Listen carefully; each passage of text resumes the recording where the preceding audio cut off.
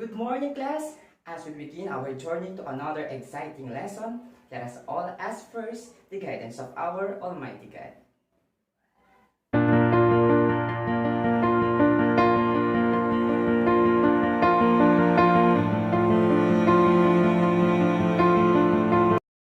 Alright, so a happy day to all of you, class. And just like on the previous videos that we had, to check if you really watched it, just write add some on your answer sheet.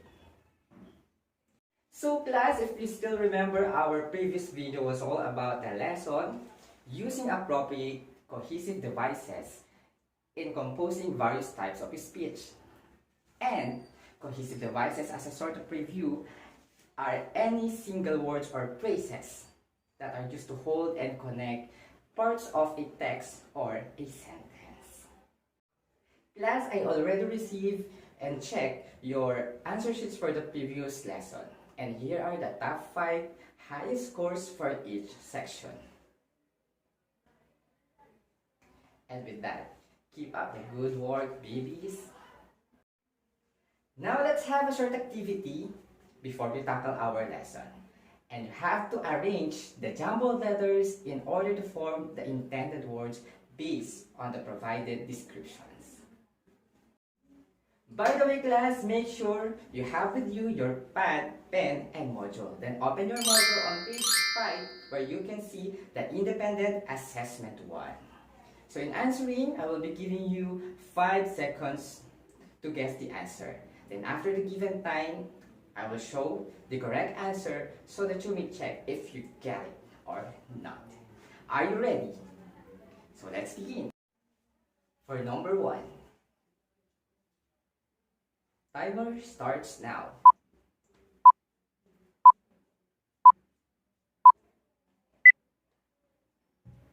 And the correct answer is idioms.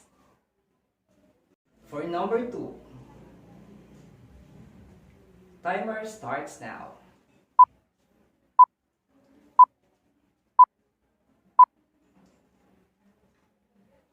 And the correct answer is metaphor. Number 3. Timer starts now.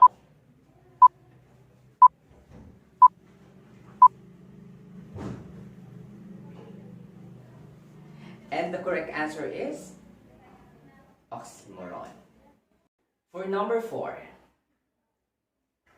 Timer starts now.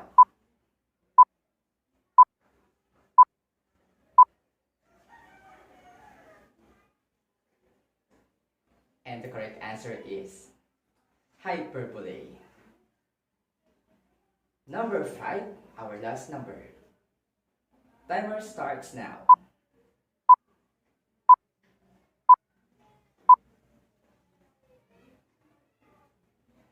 And the correct answer is onomatopoeia.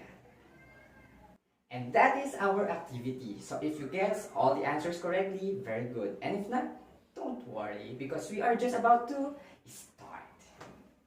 So class, I hope you like our activity, and with that I want you to give your reaction or your observation regarding the answers on our activity.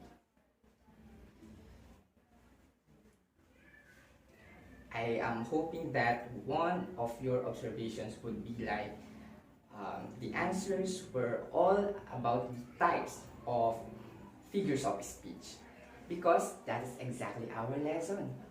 It's something like that, discriminating between figurative and literal language. And class, these are our target objectives for today's lesson. Read them carefully and do not forget them while we are going through the lesson. So to start with our lesson, let us first differentiate what is figurative and literal language. So to define them, literal language is the exact meaning of the words, while figurative language is using of figures of speech in order to create a clear picture in the mind of a person. So to clear it, let us give an example. So the word is snake. So the literal meaning would be a reptile, which is venomous in nature. While in figurative, a snake could mean your friend who used to backstab you or someone who used to cheat on you, but you trust him or her the most. So trying to relate our lesson to your other subjects. This could be similar in mathematics, wherein you are trying to get the measurement, because getting a measurement could be an exact or the actual measurement, or could be the estimated one. And in science, when you are doing an experiment, it could be hypothesis driven, or it could also be a result based experiment. And now going back to our lesson, there are 7 basic and most known or well-known figures of speech. Let's have them one by one. So first on the list is the simile.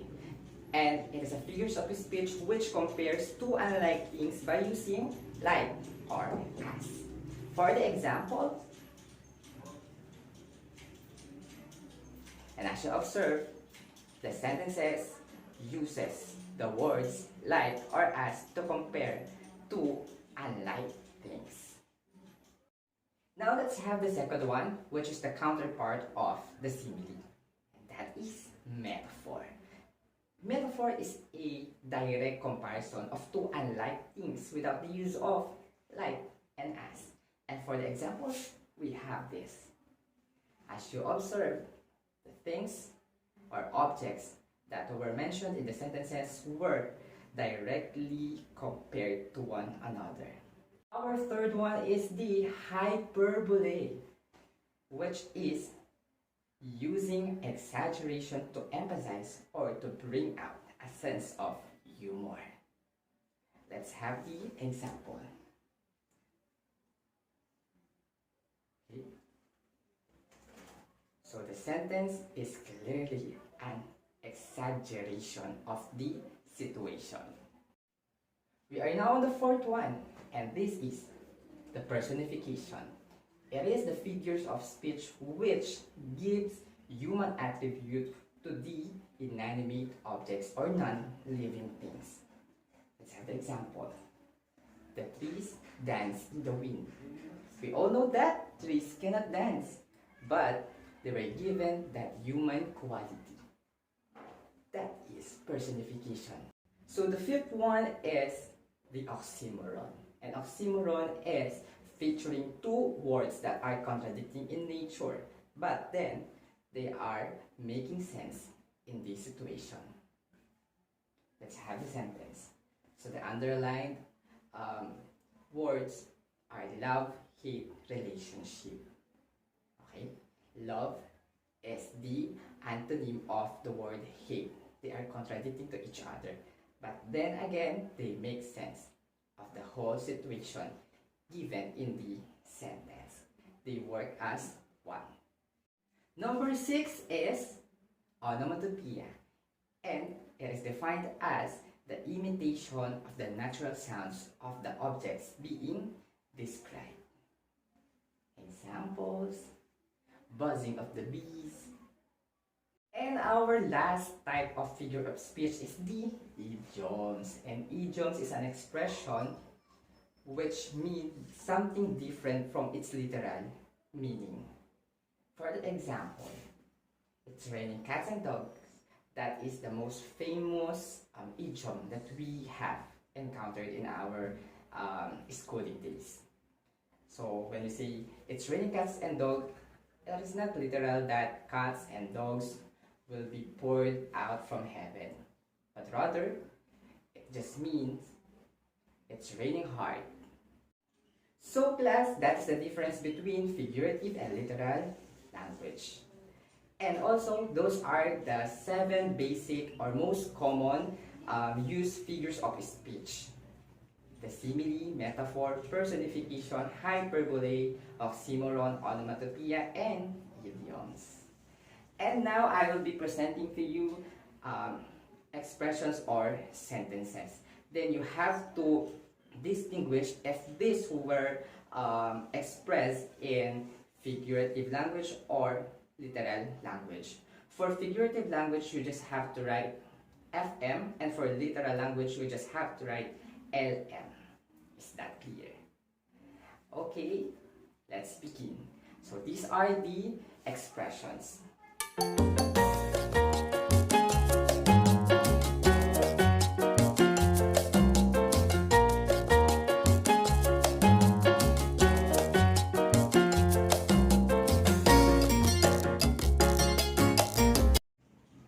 Now class, let's check the 5-item exercise.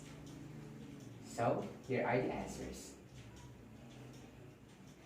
As you can see, the item number 1 and number 3 were expressed in literal language or literal meaning, while the item number 2, 4, and 5, these were expressed in figurative language or they are having figurative meaning.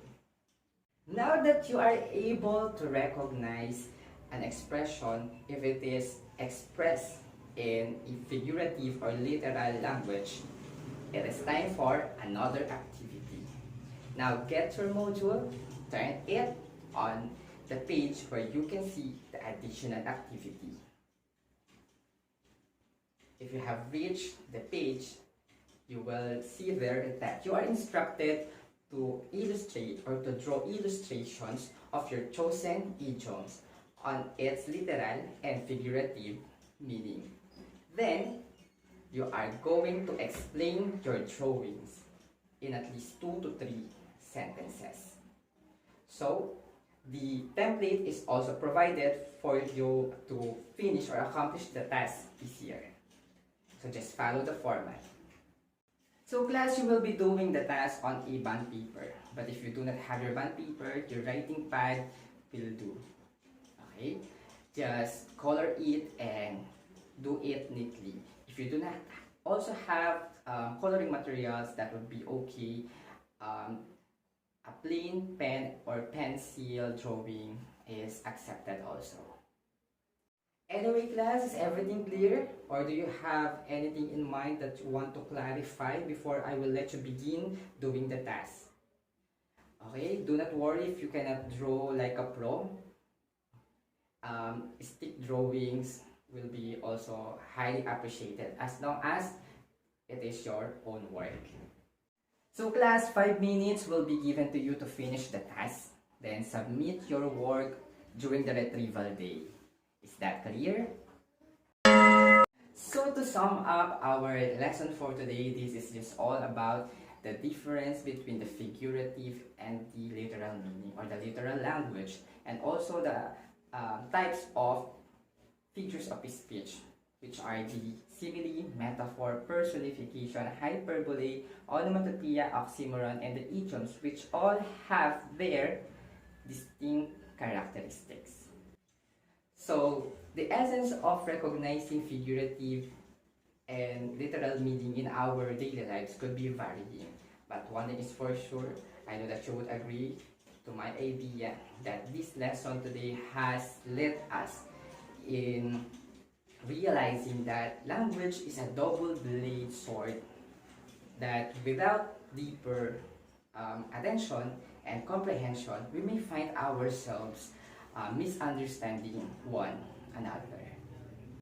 By this time, I know that you really have learned our lesson about the figurative and literal language. And to measure how much you really learned, let us answer the independent activity on your module. So turn your module on that page and read the instruction. Then do the task. Okay. So as you can see, it is stated there that you are going to identify the figurative language used in each expression. Then you are going to choose your answer from the bubble cloud. Okay, if you are already there, begin answering. Now let's check the quiz. So number 1, that is letter E, idiom, because saying going straight to the point, it's not the literal. That you see a dot, you see a point, and you go there. mean to say it directly. Number 2 is letter C, onomatopoeia, because the sound of the bird, which is chirping, is given, and that is sound imitation. Number 3 is letter D, and that is personification, because we all know that stars cannot wink, only people can wink. Number 4 is letter A, that is hyperbole, because that is a total exaggeration of the situation.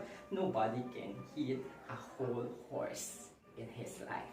The last item is letter B, metaphor, because somebody is being directly compared to sunshine. Now comment your correct answers, and you're going to submit it together with your other answers for your modules during the retrieval day. So let me see it if you got it all. For our agreement, do the test on the what I have learned page. Okay.